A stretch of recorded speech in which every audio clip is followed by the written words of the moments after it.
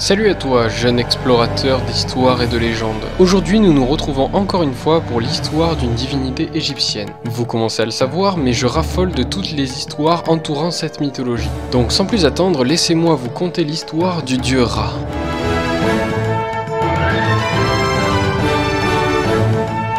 Ra! The sun has risen once again!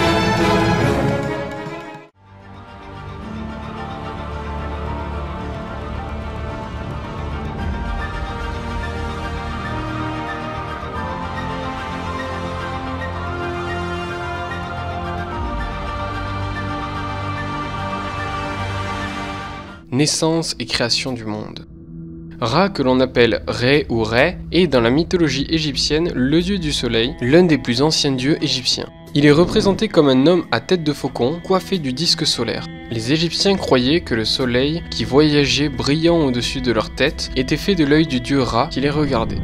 Dans la mythologie égyptienne, au début du temps, le monde n'existait pas. Il n'y avait qu'une étendue vide, appelée Nun, l'océan primordial, qui était sombre et froid. C'est là qu'une île apparut. Sur cette île poussait un lotus. Quand le lotus fut mûr, il s'ouvrit et révéla son contenu, le dieu Ra, qui avait grandi à l'intérieur. Quand Ra apparut, il éclaira et réchauffa le monde, qui cessa d'être sombre et froid. Ra n'est pas la seule divinité solaire. Les différents clergés l'ont progressivement assimilé à d'autres dieux. Au matin, il est Khépri, le scarabée bousier, symbolisant la naissance et la renaissance. Le midi, il devient Oractique, c'est-à-dire Horus, le soldat. Et le soir, il se transforma en Atom, l'être achevé. Le clergé égyptien expliquait que l'astre solaire pouvait revêtir des formes différentes lors de sa course dans le ciel. La course du soleil dans le ciel.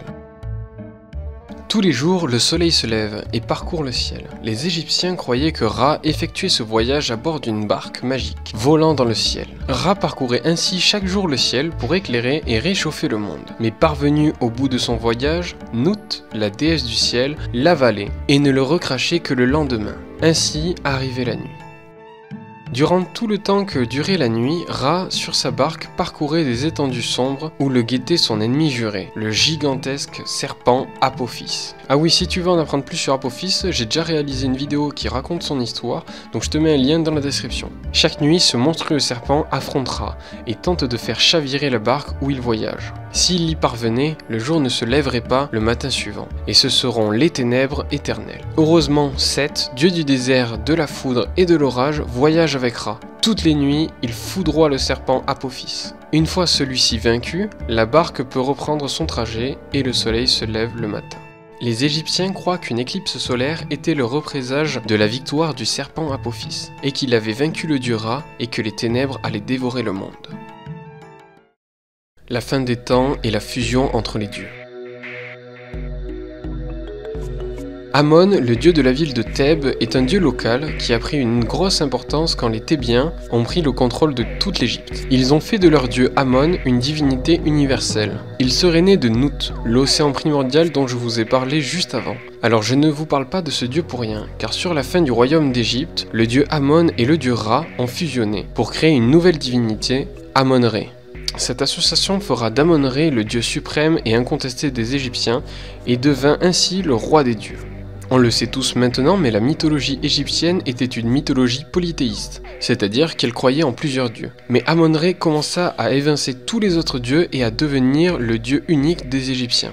Vous imaginez du coup à quel point il était vénéré et fort. Il a réussi à devenir en quelque sorte la réponse à tous les problèmes que pouvaient rencontrer les Égyptiens. Les pharaons racontaient qu'ils étaient les enfants d'Amon-Ré. C'est pour vous faire prendre conscience la puissance d'Amon-Ré. Donc là je vous ai fait un résumé global de la création d'Amon-Ré et de son règne. Akhenaton, de son vrai nom Amenhotep IV, est dans la culture populaire le pharaon qui a réintroduit le culte des anciens dieux en Égypte. Mais c'est complètement faux. C'est lui qui bouleversa, le temps d'un seul règne, l'histoire de l'Égypte antique, en accélérant l'évolution théologique commencée par son prédécesseur et en voulant imposer le culte exclusif d'Amon-Ré, le dieu du soleil. Le retour du culte des anciens dieux est dû au clergé d'Amon, qui a manipulé le jeune Toutankhamon. Mais tout cela, je te le réserve pour une autre histoire.